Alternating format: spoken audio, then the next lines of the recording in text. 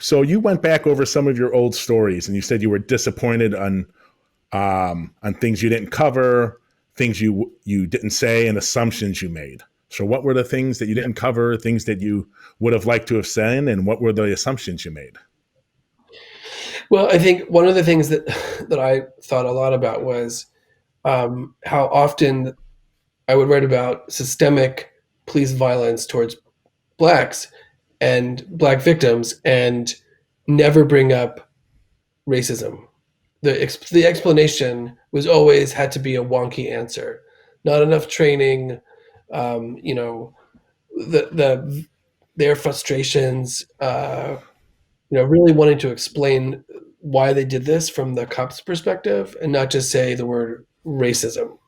It was never mentioned. So that was one thing. The other assumption, when I refer to assumptions, it was a story about a cop who had killed a. It was a black cop, and he had killed a black victim, a black man, a college kid, and there was just assumptions made like, oh, I can't believe a black cop did this, and not understanding or that the race of the cop doesn't really matter. There's plenty of black cops that shoot unarmed black citizens. So that was an issue, I think. I didn't. I reread that story a bunch of times, and just it always hit me wrong that we wrote it that way.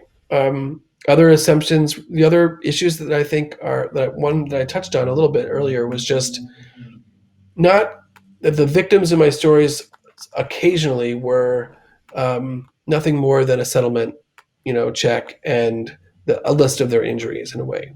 We don't get the full weight of what happened to them. Whether not just that incident, but sort of what led up to it and sort of the trauma afterwards, how they were dealing with it afterwards. We don't know who they are really. There was a fair assumption, I think, made by others that they weren't. That who cares? We're here to get the cops. We're making a case against these police officers. That's a different story.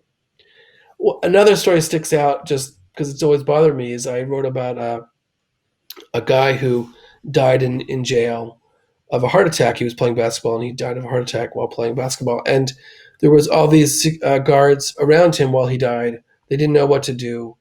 They assumed he was having a seizure. They never.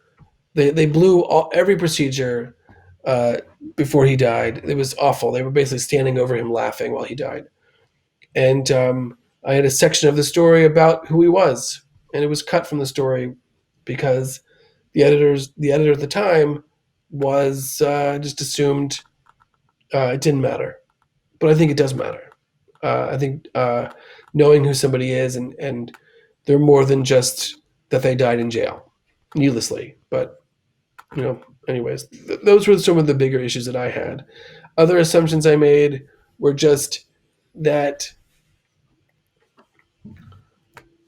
what the just some of the science behind what the police were doing we've found to be pretty faulty. There's always, there's been great reporting from Pamela Culliffe. Radley Balco is probably the leader in the field, I think. One of the best reporters to ever cover the beat.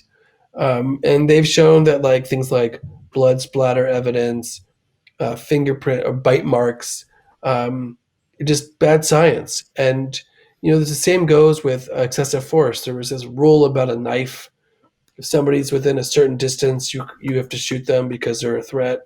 That's just based on nothing. Just I remember talking to the police chief years later about this, and he's like, "Yeah, it's just bad science." Like, so I wish that I had investigated the science behind some of the assumptions the police were making.